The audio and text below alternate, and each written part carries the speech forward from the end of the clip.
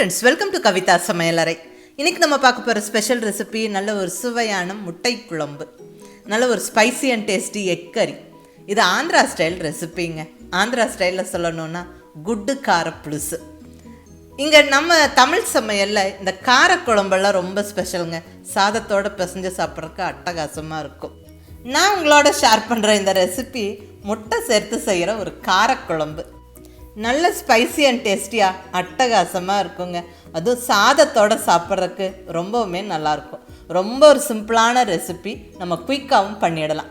Even புதுசாக சமைக்க பழகிறவங்களும் செய்யலாம். ரொம்ப பர்ஃபெக்டாக இருக்கும். ஸோ மிஸ் பண்ணாமல் ட்ரை பண்ணி பாருங்கள். இப்போ வாங்க ரெசிபி எப்படின்னு பார்க்கலாம். இங்கே நல்ல ஒரு 5 முட்டை நல்ல பாயிலிங் வாட்டரில் போட்டு ஒரு 12 நிமிஷம் வேக வச்சு எடுத்து அந்த மேலே தோலெல்லாம் எடுத்து வச்சாச்சுங்க. ஸோ இப்போ எக் ரெடி. இதை நம்ம லைட்டாக உப்பு காரம் சேர்த்து ரோஸ்ட் பண்ணிப்போம். இங்கே ஒரு பேனில் 1 டேபிள் ஸ்பூன் அளவுக்கு ஆயில் சேர்த்துக்கிறேன். இந்த ஆயில் அதிகம் சூடாகாததுக்கு முன்னாடியே நம்ம மசாலா பொடியெல்லாம் டக்கு டக்குன்னு ஒவ்வொன்றா போட்டுறணும். 1/4 டீஸ்பூன் மஞ்சள் பொடி, 1/4 டீஸ்பூன் மிளகாய் பொடி, 1/4 டீஸ்பூன் உப்பு. எண்ணெய் அதிகம் சூடாகாததுக்கு முன்னாடியே இந்த மஞ்சள் பொடி, மிளகாய் பொடி, உப்பெல்லாம் சேர்த்துறணுங்க. இல்லைன்னா நமக்கு எண்ணெய் ரொம்ப சூடாயிடுச்சுன்னா மிளகாய் பொடியெல்லாம் போட்டோன்னு கரிஞ்சிரும், வாசனையும் டேஸ்ட்டும் மாறிடும். ஸோ சூடாகும்போதே இந்த பொடி வகைகளெல்லாம் போட்டுருங்க. கூடவே எக்கும் போட்டு நல்லா ஒரு 2-3 நிமிஷம் ஃப்ரை பண்ணிடலாங்க. இப்படி ஃப்ரை பண்ணும்போது நம்மளுக்கு எக்கில் நல்லா உப்பு காரம் பிடிக்கும். அதே சமயம் நம்மளுக்கு கிரேவியில் சேர்க்கும் போது எக்கு உடஞ்செல்லாம் போகாமல் பர்ஃபெக்டாக இருக்கும். ஸோ அதுக்கு தான் இப்படி வறுத்துட்டு நம்ம கிரேவியில் சேர்க்க போகிறோம். ஸோ ஸ்டவ்வை சிம்மில் வச்சுக்கிட்டு நல்லா பொறுமையாக ஒரு 2-3 நிமிஷம் மட்டுமே வறுத்து விடுங்க.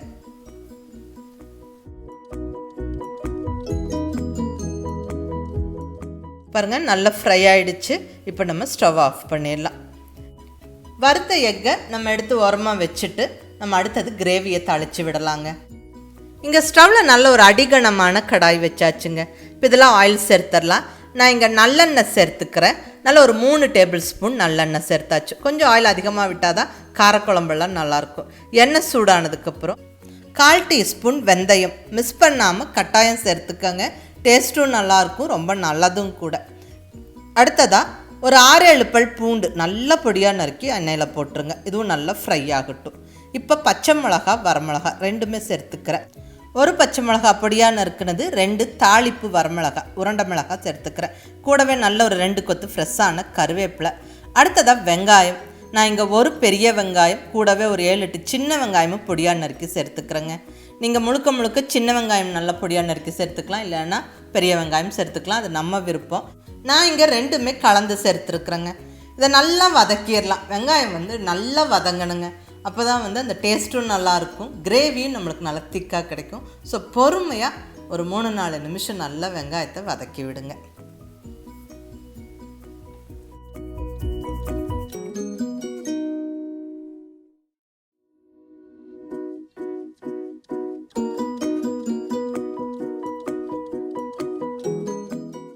பாருங்கள், வெங்காயம் நல்லா வதங்கிருச்சு. நல்லா அந்த பிங்க் கலராக ப்ரௌன் ஆக ஸ்டார்ட் ஆகுது.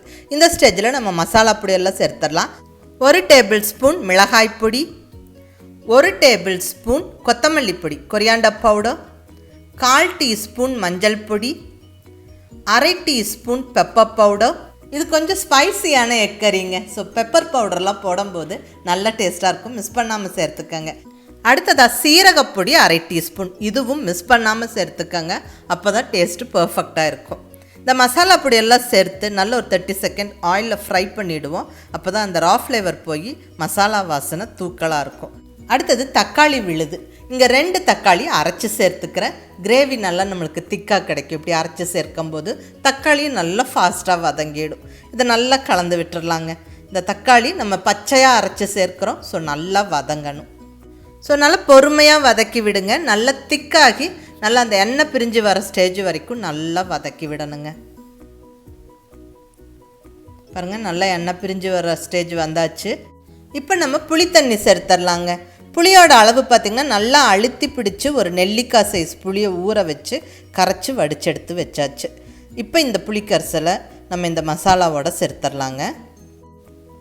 நல்லா கலந்து விட்டுறலாம். குழம்பு எந்த அளவுக்கு வேணுமோ அதுக்கு தகுந்த மாதிரி தண்ணி ஆட் பண்ணிக்கோங்க. இப்போ இதை நல்லா கொதிக்கட்டும். நம்ம ஒரு மூடியை போட்டு மூடி வச்சிடலாம். குழம்பு நல்லா ஒரு 4-5 நிமிஷம் கொதிக்கட்டுங்க.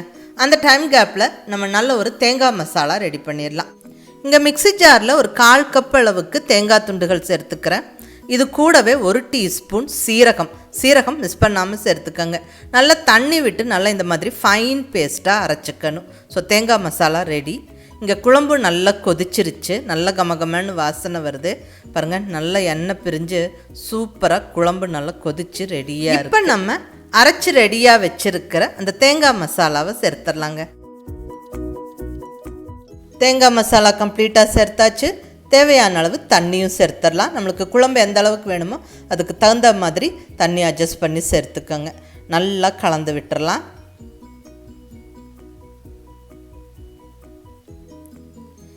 இப்போ குழம்புக்கு தேவையான உப்பு சேர்த்துடலாங்க. உப்பு சேர்த்தாச்சு, நல்லா கலந்துருவோம். அவ்வளோதான், எல்லாமே சேர்த்தாச்சு. இனி நம்ம அந்த பாத்திரத்துக்கான மூடியை போட்டு விட்டு ஸ்டவ் மீடியம் ஃப்ளேமில் வச்சுட்டு நல்ல ஒரு 5-6 நிமிஷம் கொதிக்க விட்டு ஓப்பன் பண்ணுவோம். குழம்பு ரெடி, நல்ல குழம்பு வாசனை வருது. இப்போ நல்ல உப்பு காரம் சேர்த்து வறுத்து வச்சுருக்கிற பாயில்டு எக்ஸை இந்த குழம்புல சேர்த்துடலாங்க. அந்த ஸ்பைசி ஆயிலோடவே சேர்த்து விட்டுருங்க, அது வேஸ்ட்டு பண்ண வேண்டாம். எல்லாம் சேர்த்தாச்சு. இன்னொரு 2-3 நிமிஷம் கொதிக்கட்டும். இப்போ இந்த ஸ்டேஜில் நான் இங்கே பொடிச்ச வெல்லம் 1 டீஸ்பூன் சேர்த்துக்கிறேன். இது அந்த உப்பு காரம் புளிப்பெல்லாம் பேலன்ஸ் பண்ணி நல்ல ஒரு டேஸ்ட் கொடுக்குறக்கு. பட்டு இது ஆப்ஷனலுங்க, நீங்கள் வேணா சேர்த்துக்கலாம், இல்லைனா ஸ்கிப் பண்ணிக்கலாம். உப்பு காரம் புளிப்பெல்லாம் கொஞ்சம் தூக்கலாக வேணும்னு விருப்பப்படுறவங்க இந்த ஜாகரி சேர்க்க வேண்டாம், ஸ்கிப் பண்ணிவிடுங்க. அவ்வளோதாங்க, எல்லாமே சேர்த்தாச்சு. நல்ல ஒரு வாட்டி கலந்து விட்டுட்டு மூடியை போட்டு விட்டுடலாம். ஸ்டவ்வை மீடியம் ஃப்ளேமில் வச்சுட்டு ஒரு 3-4 நிமிஷம் கொதிக்க விட்டு ஓப்பன் பண்ணால் நல்ல எண்ணெய் பிரிஞ்சு பர்ஃபெக்டாக நம்மளுக்கு குழம்பு ரெடி ஆகிடுச்சுங்க. இப்போ ஃபைனலாக கொஞ்சமாக கொத்தமல்லி இலை தூவி விட்டுறலாங்க. நல்லா கலந்து விட்டுருவோம். அவ்வளோதாங்க, சுவையான எக் கறி, அதுவும் நல்ல ஆந்திரா ஸ்டைலில் ஸ்பைசி அண்ட் டேஸ்டியாக திக்கான கிரேவியில் ஒரு அருமையான முட்டைக்குழம்பு ஜம்முன்னு ரெடி ஆயிருச்சுங்க. இது ரொம்ப நல்லாயிருக்கும், கண்டிப்பாக எல்லாருக்குமே ரொம்ப பிடிக்கும். நீங்கள் ஒரு தடவை செஞ்சு பார்த்தீங்கன்னா கண்டிப்பாக திரும்ப திரும்ப செய்வீங்க. எல்லோரும் விரும்பி சாப்பிடுவாங்க, பாராட்டு நிச்சயம். ஸோ மிஸ் பண்ணாமல் ட்ரை பண்ணி பாருங்கள். சுட சுட சாதத்தோட இந்த எக் கறி அட்டகாசமாக இருக்கும். செஞ்சு பார்த்துட்டு உங்கள் ஃபீட்பேக் சொல்லுங்கள். பிடிச்சிருந்தால் லைக் பண்ணி ஷேர் பண்ணி கமெண்ட் பண்ணுங்கள். கவிதா சமையலறை சப்ஸ்கிரைப் பண்ணி என்னுடைய மற்ற ரெசிபீஸும் வீடியோஸும் பாருங்கள். தேங்க்யூ.